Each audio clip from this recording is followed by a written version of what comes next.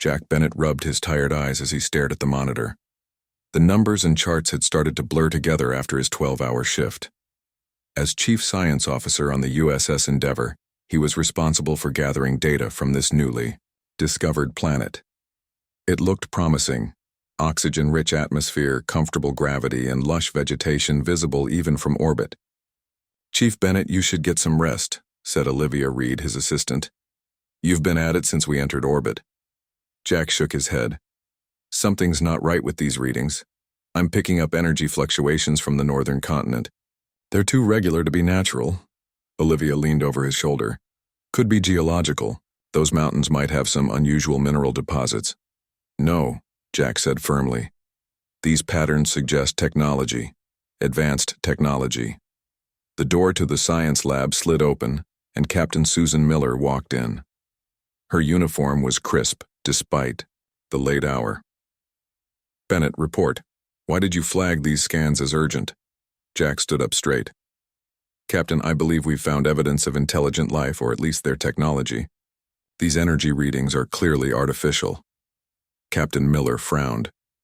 "The survey team found no signs of settlements or structures." "They weren't looking in the right place," Jack said, pointing to his screen. "This energy signature is concentrated in this valley, hidden by those rock formations. It's almost like it's shielded." The captain studied the readings. After a long moment, she nodded. "I'll authorize an away team at 600 hours, standard first contact protocols." "I want to join them," Jack said quickly, surprising himself with his eagerness. Captain Miller raised an eyebrow. "You're our chief science officer, not a field agent. These readings are unlike anything in our database.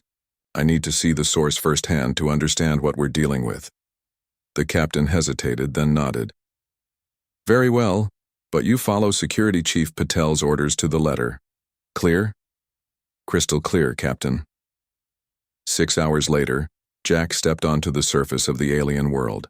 The air smelled fresh but strange, like cinnamon mixed with sea salt. The sky had a slight purple tint. Around him, 5 crew members scanned the area with various instruments. "Energy source is this way," said Security Chief Patel, gesturing toward a narrow path between tall rock formations. "Keep alert, everyone." They walked for nearly an hour before they saw it, a structure built into the side of a cliff. It was clearly artificial, but looked almost like it had grown out of the rock itself. Smooth curves and crystalline surfaces caught the light of the alien sun. "It's beautiful," whispered Rita Lopez, one of the biologists. Chief Patel motioned for caution. "No signs of life, but stay sharp. Bennett, what are your readings telling you?" Jack checked his scanner. "The energy signature is coming from inside, and it's pulsing, almost like it's responding to our presence." They approached the structure carefully. What they had thought was a solid wall shimmered and became transparent as they got closer. "Some kind of responsive material," Jack said, fascinated. He reached out a hand. "Bennett, protocol," Patel warned sharply. Jack pulled his hand back. "Sorry, you're right." They spent the next hour setting up scanning equipment outside the structure. Jack's excitement grew with each new piece of data.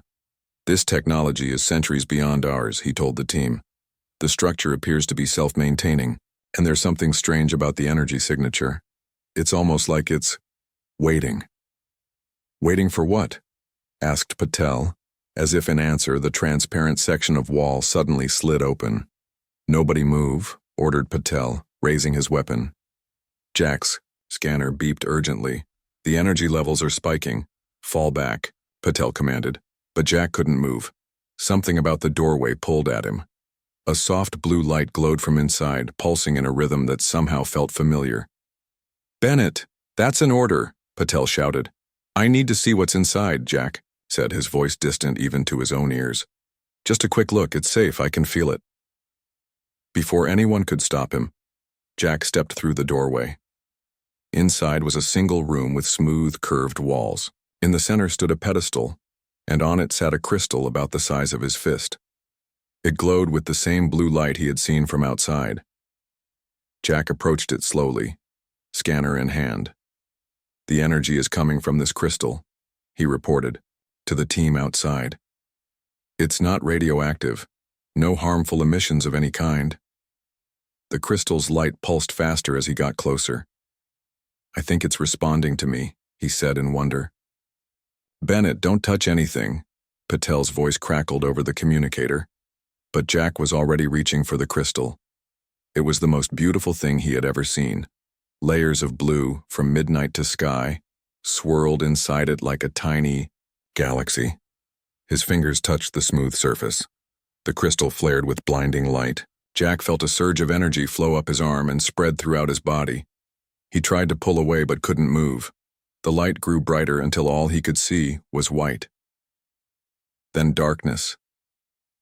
When Jack opened his eyes, he lay on the floor of the room. The crystal was no longer on its pedestal. Instead, a figure stood over him. Jack blinked, trying to clear his vision. The figure came into focus. A woman, but unlike any woman he had ever seen. Her skin had a slight blue tint and seemed to shimmer in the light. Her eyes were large and violet with no whites, just solid color that somehow showed expression and intelligence. Her hair flowed down her back like liquid silver. "You have awakened me," she said, her voice musical and strange. Her lips didn't move exactly with the words, as if he was hearing a translation rather than her actual voice. Jack scrambled to his feet. "Who are you? What are you?" The alien woman tilted her head. "I am Zara, last daughter of the Vixari High Council." She looked at him with curious eyes. "And you have claimed me." "Claimed you? I don't understand." Behind him, Jack heard the security. "Team rushing in, weapons raised. Step away from him," Patel ordered. Zara didn't seem concerned by the weapons. She kept her eyes on Jack. "The beacon of bonding responds only to genetic compatibility. You activated it. By the laws of my people, we are now claimed to each other." Jack shook his head. "There must be some mistake. I just touched a crystal." "No mistake," Zara said. She reached out and touched his chest, right above his heart. "The bond has begun. See for yourself." Jack looked down and gasped. A small blue mark glowed on his chest, visible even through his uniform. It matched a similar mark on Zara's hand. "What did you do to me?" he asked, backing away. "I did nothing. The beacon did what it was designed to do, find compatible matches across the stars." Her expression softened. "Do not fear. This is a great honor." Captain Miller's voice came through the communicator. "Bennett, report. What's happening down there?" Jack couldn't take his eyes off Zara. "Captain, we've made first contact and it's complicated." Hours later, aboard the Endeavor, Jack sat in the medical bay as Dr. Frank Wilson examined the mark on his chest. "It's not a burn or tattoo," the doctor said, puzzled. "It seems to be some kind of bioluminescent reaction in your skin cells, and it's spreading very slowly." Across the room behind a containment field, Zara sat calmly watching them. She had agreed to come aboard without resistance. Captain Miller stood nearby with Chief Patel and Alan Frost, the ship's diplomatic officer. "So let me get this straight," the captain said. "She claims that by touching this crystal you've entered into some kind of relationship with her?" Jack winced at her tone. "According to her, it's more than that. She called it a claim bond. It's apparently irreversible." Alan Frost looked fascinated. "Many cultures have bonding rituals. This could be their form of marriage, or partnership." "I didn't agree to any bond," Jack protested. Zara spoke up, her voice somehow penetrating the containment field. "The beacon does not activate without mutual compatibility. Your body recognized what your mind did not yet know." That night, in his quarters, Jack dreamed of stars he had never seen and worlds he had never visited. He saw a beautiful city of crystal towers, then watched as it burned. He felt overwhelming grief that wasn't his own. He woke with tears on his face and the certainty that he had shared Zara's memories. The blue mark on his chest now glowed slightly in the dark. Jack realized with growing alarm that whatever had happened in that alien structure, it was changing him. And according to Zara, the process had only just begun. 3 weeks after their return to Earth, Jack Bennett sat in a sterile conference room at United Earth Defense Headquarters in New Seattle. The blue mark on his chest had spread slightly, now about the size of his palm. He tried not to fidget, as Admiral Lisa Conway paced in front of the large view screen. "So you're telling me," the Admiral said, stopping to look directly at Jack, "that this alien simply appeared when you touched a crystal, claimed you're bonded for life, and now you're experiencing symptoms?" Jack nodded. "Yes, Admiral. The dreams continue every night. I see fragments of Zara's memories, and sometimes—" He hesitated, unsure how to explain it. "Sometimes I feel emotions that aren't mine." Dr. Kyle Hansen, the lead scientist assigned to study the bond, looked up from his tablet. "The changes to Officer Bennett's brain chemistry are subtle but undeniable. There's increased activity in regions associated with empathy and emotional processing." Admiral Conway frowned. "And the alien? This Zara? Is she experiencing similar effects?" "It's harder to establish baselines for her physiology," Dr. Hansen admitted. "But she reports a similar connection and demonstrates knowledge of Officer Bennett's past that she couldn't have learned elsewhere." Jack remembered the morning Zara had asked about his childhood dog, Rex. He had never mentioned Rex to her, yet she described the golden retriever perfectly and even knew about the small white patch of fur on his chest. The Admiral turned to the view screen, where images of the crystal, now secured in a high-containment facility, rotated slowly. "And what exactly is the purpose of this bond?" "According to Zara," Jack explained, "her people, the Vexari, were nearly wiped out centuries ago. The claiming beacons were created to help survivors find compatible mates across vast distances, even among other species." "Mates?" Admiral Conway's eyebrows shot up. "So this is some kind of breeding program?" Jack felt his face grow hot. "Not exactly. It's more complex than that. The bond has stages, and it's not just physical." Dr. Hansen cleared his throat. "From what we understand, the bond begins with emotional and mental connection, then progresses to physiological changes that would eventually allow for compatibility." "In other words," the Admiral said bluntly, "it changes your DNA." Jack nodded uncomfortably. "Eventually, yes. But Zara says the process takes months and requires both parties to accept the bond fully." Admiral Conway studied him for a long moment. "And have you accepted this bond, Officer Bennett?" "No," Jack said firmly. "I didn't consent to any of this." The Admiral nodded. "Very well. Continue your cooperation with Dr. Hansen's team. In the meantime, the alien will remain in the secure residential facility. You're authorized for daily visits to help us better understand this bond." Dismissed. Outside the headquarters building, Jack took a deep breath of fresh air. The Seattle skyline gleamed in the afternoon sun, flying cars zipping between the tall buildings. He checked his watch, still 2 hours before his scheduled visit with Zara. His comm device buzzed. The name on the screen made his stomach drop. Diane Powell. He answered reluctantly. "Diane. Jack. Finally." Her familiar voice brought back a flood of memories, not all of them good. "I've been trying to reach you for days. The news said the Endeavor returned early because of some discovery. Was that you?" Jack sighed. "I can't discuss mission details, Diane. You know that." "Come on, we were together for 3 years. You can tell me something." "Not over an unsecured line," he said. "Why are you calling?" A pause.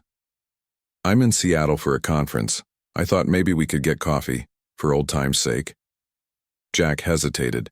Their breakup 6 months ago had been messy. Diane, a brilliant xenobiologist, had chosen a research position on Europa over their relationship.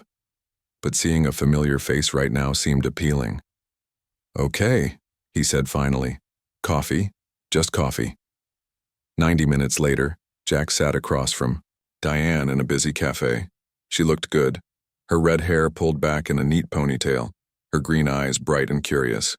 "So," she said after they exchanged awkward greetings. "Off the record, did you really find aliens?" Jack stirred his coffee. "Not multiple aliens. Just one. Diane leaned forward eagerly. What kind? Humanoid? Silicon-based? Don't tell me it's another slime mold like they found on Titan. Despite himself, Jack smiled. Diane's enthusiasm for alien life had always been contagious. Humanoid, very human-like, actually. Convergent evolution? Diane suggested. Similar environments producing similar forms? Maybe. Jack took a sip of his coffee, or maybe there's more to it. Diane studied his face. You seem different, Jack. Something's changed. Jack nearly told her about the bond, about Zara, but something held him back. Just tired. It's been a crazy few weeks. As they talked, Jack felt a strange sensation, a pull, like a string attached to his chest being gently tugged. The feeling grew stronger until it became almost uncomfortable. Are you okay? Diane asked, noticing his expression. I need to go, Jack said abruptly, standing up. Sorry, official business. He hurried out of the cafe, the pulling sensation guiding him like a compass. Without consciously deciding, he took a transport to the secure facility where Zara was staying. The guard at the entrance looked surprised. Officer Bennett, you're early for your scheduled visit. Is everything okay with the guest? Jack asked. The guard checked his screen.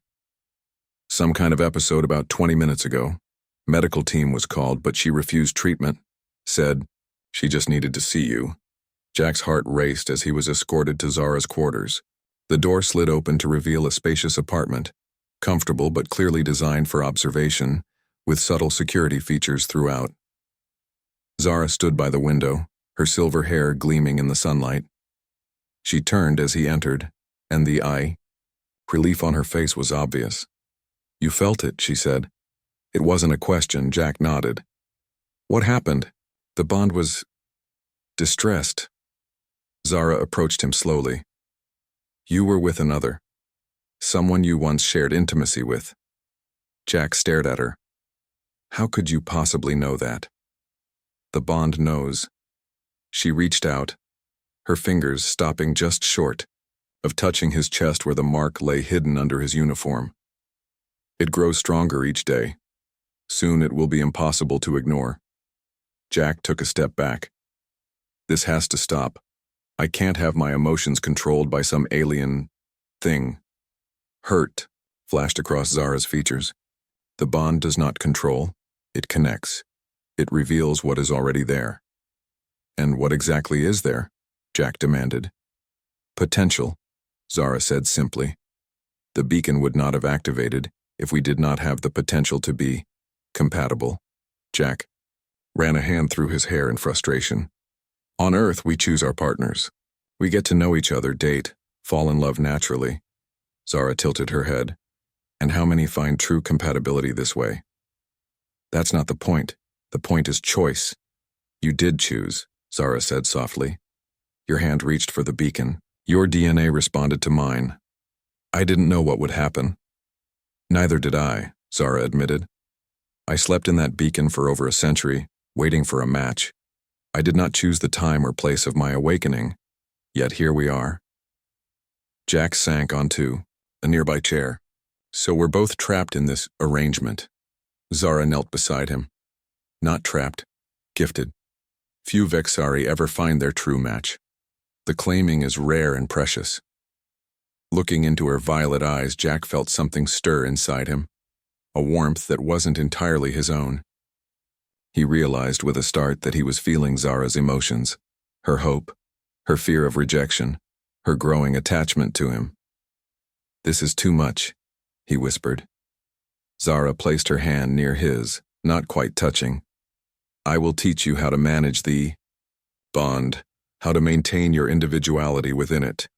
My people have centuries of knowledge about this process. Before Jack could respond, alarms blared throughout the facility. Red emergency lights began flashing. Security breach in Sector 7, announced a mechanical voice. All personnel to emergency stations. Jack's comm device buzzed with an urgent message from Admiral Conway. Unknown vessel entered orbit. Appears hostile. Report to HQ immediately. He looked at Zara, whose face had gone pale. "Do you know something about this?" "Yes," she whispered, fear evident in her voice and through their growing bond. "The Krell. They hunt Vexari and our technology. They must have detected the beacon's activation." "Who are the Krell?" Jack demanded. "Those who destroyed my world," Zara said, her voice trembling. "And they will destroy yours to get what they want." Jack felt cold dread wash over him. Both, his and hers. Whatever was happening between them, whatever conflicts they had, none of it would matter if Earth became another casualty of an alien war they knew nothing about. Jack raced through the halls of the secure facility, pulling Zara along by the hand. Emergency lights flashed red and the alarm's wail made it hard to think. "This way," he shouted over the noise, heading toward the emergency exit. He didn't know what the Krell were capable of, but Admiral Conway's message had made one thing clear. Earth was under attack, and somehow Zara was connected to it. They burst through a door into a stairwell just as Jack's comm device buzzed again. Bennett. It was Paul Morgan, his friend from the Academy and now part of Earth Defense. "Where are you?" "Secure Facility B with the alien visitor," Jack replied, continuing down the stairs. "What's happening, Paul?" "The unknown ship is targeting defense satellites. They've already taken out 3, and..." Paul's voice dropped. "They're demanding we turn over all Vexari technology and personnel." Jack looked at Zara, who could clearly hear the conversation. Her face showed fear but also resignation, as if she had expected this. "They know I'm here," she said quietly. "How?" Jack demanded. "The claiming beacon. When it activated, it sent a signal. That's how it works, it calls compatible beings together. But the Krell have been hunting these beacons for centuries." They reached the ground floor and Jack peered through the small window in the exit door. Outside, chaos reigned. People ran in all directions as security forces established perimeters. "Paul," Jack said into his comm, "I need extraction. The alien, Zara, has critical information about the hostiles." "Negative," came Admiral Conway's voice, cutting into the channel. "Bennett, secure the alien in containment level 4. That's an order. The Krell commander is demanding we turn her over." Jack froze. "Admiral, with all due respect, she's not responsible for this attack, and she might be our only source of intel on these hostiles." "That's not your call to make, officer," Conway snapped. "Security teams are en route to your location. Wait for them." The comm went silent. Jack looked at Zara, whose violet eyes had widened in fear. "They will give me to the Krell," she whispered. Jack felt her terror through their bond, raw and overwhelming. Along with it came flashes of memory, a burning world, screaming people, ships like dark predators in the sky. In that moment, Jack made his decision. "No, they won't." He pressed his comm device once more. "Paul, official channels are compromised. I need your help. Personal favor." A pause, then Paul's cautious voice. "What kind of favor?" "The kind that might get us court-martialed." Another pause. "My cabin, Colorado Mountains. Security code is your Academy graduation rank. I'll delay the teams heading your way." "I owe you," Jack said. "Yes, you do. Now move fast." Jack turned to Zara. "We're going to run. Stay close to me." 20 minutes and several near captures later, they reached the transport station. Jack had borrowed clothes from a locker room to help Zara blend in. A simple jacket with a hood that mostly hid her silver hair and unusual skin tone. They boarded a suborbital transport headed west, using Jack's emergency credentials. As the transport lifted off, Jack finally allowed himself to breathe. "Thank you," Zara said softly, seated beside him as Earth fell away below them. "You risked much for me." Jack looked at her. "I don't even know why I did it. I just couldn't let them hand you over." "The bond," Zara suggested. Jack shook his head. "No, that was my choice." For the first time since he'd met her, Zara smiled, a genuine, warm expression that transformed her face. Jack felt something shift inside him, and he wasn't sure if it was the bond or something else entirely. They landed in Denver 3 hours later, and took a ground transport to a remote area in the Rocky Mountains. Paul's cabin sat nestled among tall pines accessible only by a narrow dirt road. "We should be safe here for a while," Jack said as they entered the rustic building. "Paul's family has owned this place for generations. It's off most tracking grids." The cabin was small but comfortable. One bedroom, a living area with a fireplace, and a kitchen with basic supplies.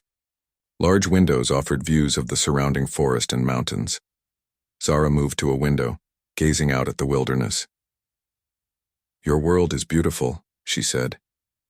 "It reminds me of parts of my home, before the Krell," Jack finished, setting down the small bag of supplies he'd managed to grab. Zara nodded. "They came without warning. Their ships darkened our skies. They wanted our bonding technology. They believe it would make their soldiers stronger, more connected in battle." "Is that true?" Jack asked. "Does the bond have military applications?" Zara turned to face him. "The bond was never meant for war. It's about connection, harmony. But yes, bonded pairs can achieve extraordinary coordination. They can share skills, strengths." Jack sat down on the couch, suddenly tired. The events of the day, the alarm, their escape, the constant fear of capture, had drained him. "You should rest," Zara said, clearly sensing his fatigue through their connection. "We both should." Jack hesitated. "You take the bedroom. I'll sleep here." Zara seemed about to argue but nodded. "Thank you." That night, Jack dreamed more vividly than ever before. He saw Zara's world in its prime, beautiful crystal cities with technology far beyond Earth's. He felt the joy of a people connected to each other through choice and compatibility. Then came darkness, fire, death. He woke with a gasp to find Zara sitting beside him, her eyes glowing slightly in the dark cabin. "You saw," she said. Jack nodded, sitting up. "Your world, your people. And you felt what I felt." It wasn't a question. "Yes." Jack ran a hand through his hair. "The bond is getting stronger, isn't it?" "Yes." "Distance from the claiming beacon accelerates the process and—" She hesitated. "And what?" "Your acceptance of it, even reluctantly, moves us to the next stage." Jack looked down at his chest. In the dim light, he could see the blue mark glowing through his thin sleep shirt. It had grown again, spreading across his chest like a starburst. "What is the next stage?" he asked quietly. "Integration," Zara replied. "Our minds will become more attuned. We will share not just emotions and memories, but thoughts, skills." Jack absorbed this information. "And after integration? Completion, physical compatibility." Zara's voice grew softer, but that can only happen with full acceptance from both parties. It cannot be forced or rushed. Jack stood up and walked to the window. Dawn was breaking over the mountains, painting the sky in shades of pink and gold. "I never asked for this," he said, not angrily but wearily. Zara approached, standing close but not touching him. "Nor did I. I slept for a century in that beacon, the last of my lineage. I did not expect to wake on an unfamiliar world, bonded to a stranger. Yet here we are," Jack said, echoing her words from days earlier. "Yes," she agreed. "Here we are." Jack turned to face her. "Show me." Zara tilted her head. "Show you what?" "How to control the bond. You said you could teach me how to maintain my individuality while accepting the connection. Show me." Zara's eyes widened slightly, then she nodded. "Sit," she instructed, gesturing to the floor. They sat cross-legged, facing each other. Zara placed her hands palm up between them. "Place your hands on mine, but don't touch," she said. "The space between represents our separate selves." Jack positioned his hands above hers, feeling warmth radiate between them. "Now close your eyes," Zara continued. "Focus on the mark. Feel its energy." Jack closed his eyes and concentrated on the warm spot on his chest. To his surprise, he could sense it pulsing gently, like a second heartbeat. "That pulse is the bond," Zara explained softly. "Don't fight it. Don't surrender to it. Simply acknowledge it. As Jack focused, the sensation changed. The pulling feeling he'd experienced before transformed into something more like a current flowing around and through him, but not controlling him. The bond doesn't replace your will. Zara's voice came as if from inside his own mind. It offers connection without demanding submission. Jack opened his eyes in shock. Zara was looking at him, but her lips hadn't moved. Did you just... he began. Zara nodded. Mind-to-mind communication is part of integration. It will happen more frequently. Now. Before Jack could respond, a loud bang echoed outside the cabin. They both jumped to their feet as the sound of vehicles approaching broke the morning silence. They rushed to the window. 3 black transport vehicles were coming up the dirt road. Earth defense, Jack said grimly. They found us. How? Zara asked, fear radiating through their bond. Jack's eyes widened as realization struck. The mark. They must be tracking its energy signature. The vehicles stopped outside. Armed soldiers began to deploy. Jack Bennett, a voice boomed through a speaker. By order of Admiral Conway, surrender the alien and yourself immediately. Jack looked at Zara, then down at the glowing mark on his chest. They were trapped, and their bond, the very thing that had brought them together, had now betrayed them. Jack Bennett, this is your final warning, the voice boomed outside the cabin. Jack looked at Zara, her fear mixing with his own through their bond. But beneath the fear he sensed something else. Determination. They won't separate us, she said firmly. Jack moved to the window, careful to stay out of sight. He counted at least 12 soldiers surrounding the cabin. Admiral Conway stood by the lead vehicle, her face stern. We can't fight our way out, Jack said, but maybe we can talk our way out. Before Zara could respond, Jack's comm device buzzed.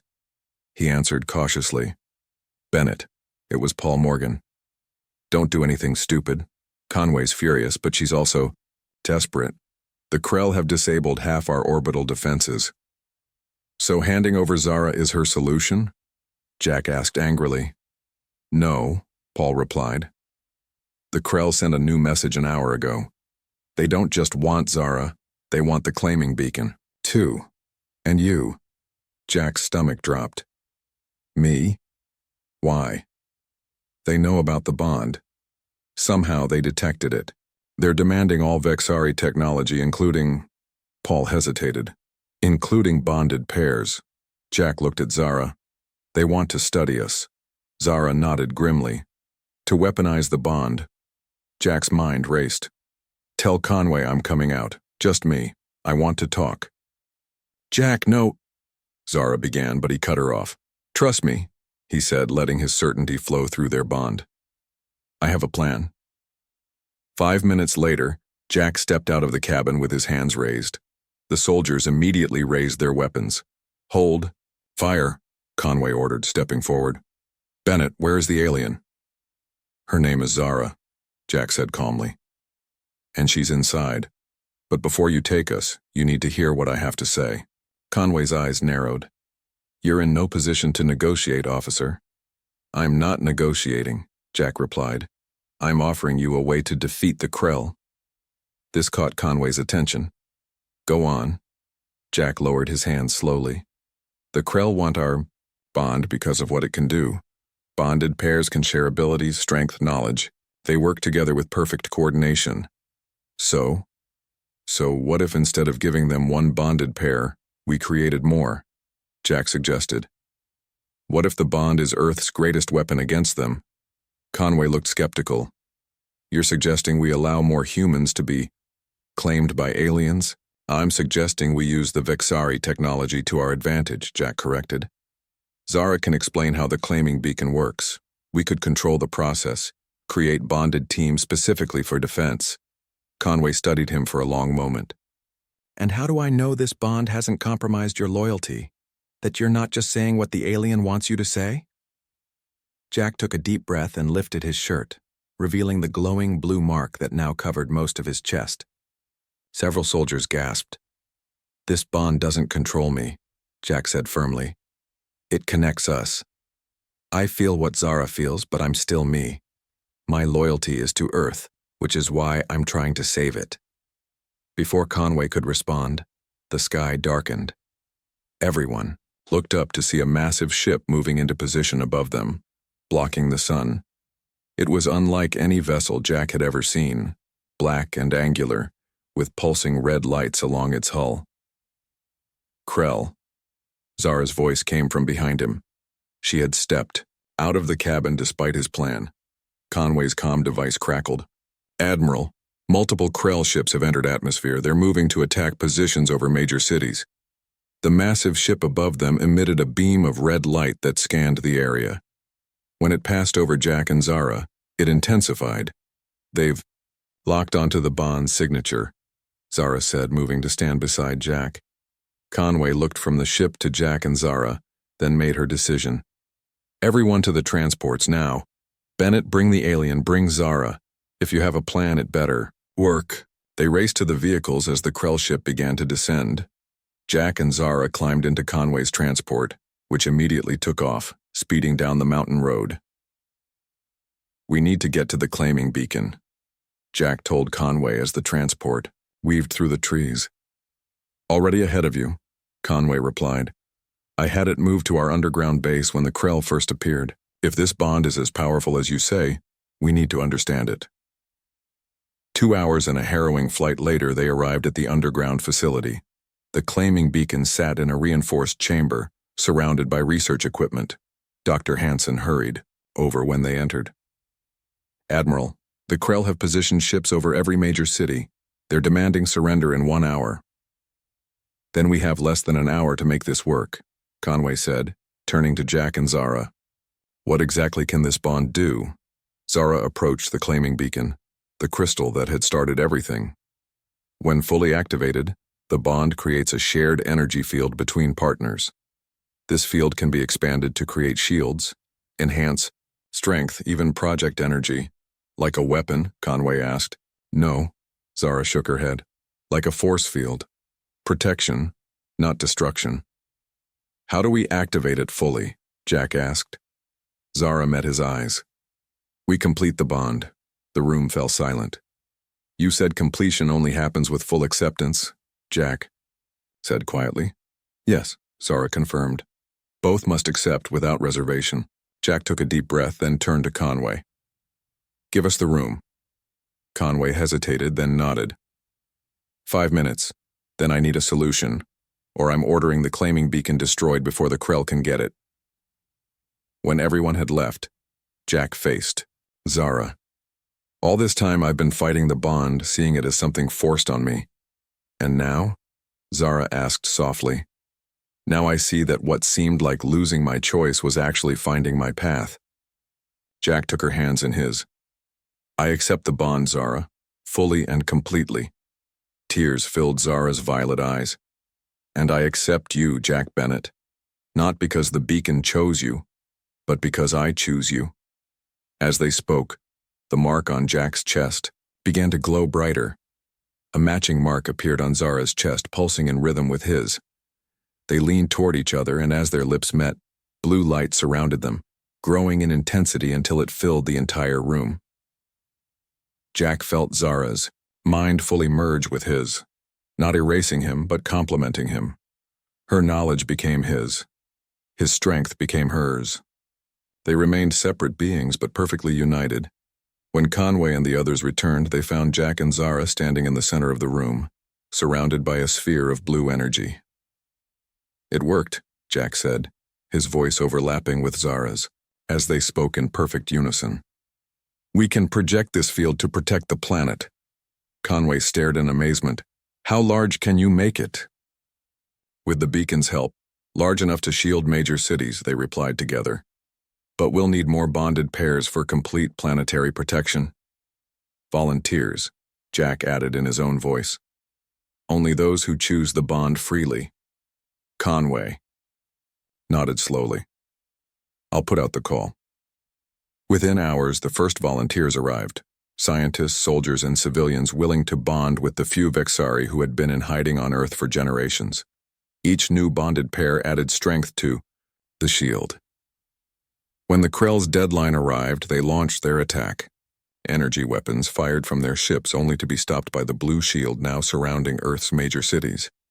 On the command deck, Jack and Zara stood hand in hand, channeling the combined energy of all bonded pairs through the claiming beacon, which now sat at the center of a global defense network. The Krell commander's face appeared on the main screen. Impossible! How did humans master Vexari bonding so quickly? Jack and Zara stepped forward together. We didn't master it, they said in unison. We embraced it. Not as a weapon, but as a connection. And that connection, Jack continued alone, is stronger than any weapon you have. Surrender or leave, Conway added firmly. Earth is protected now. The Krell commander hissed in frustration, but after a tense moment the ships began to retreat. As the last Krell vessel left Earth's atmosphere, cheers erupted throughout the command center. Conway turned to Jack and Zara with newfound respect. What began as mandatory romance, she said with a small smile, has become Earth's salvation. Jack looked at Zara, feeling her joy and love flow through their completed bond. What had once seemed like a claim, an unwanted obligation, had become the greatest gift either of them could have imagined. Not just Earth's salvation, Jack said, drawing Zara close. Mine too. Zara's smile lit up her face. And now we begin the real adventure, teaching two worlds how to live as one. Above them, the blue shield shimmered like a new star in Earth's sky, a visible reminder that sometimes the things we resist most turn out to be exactly what we need.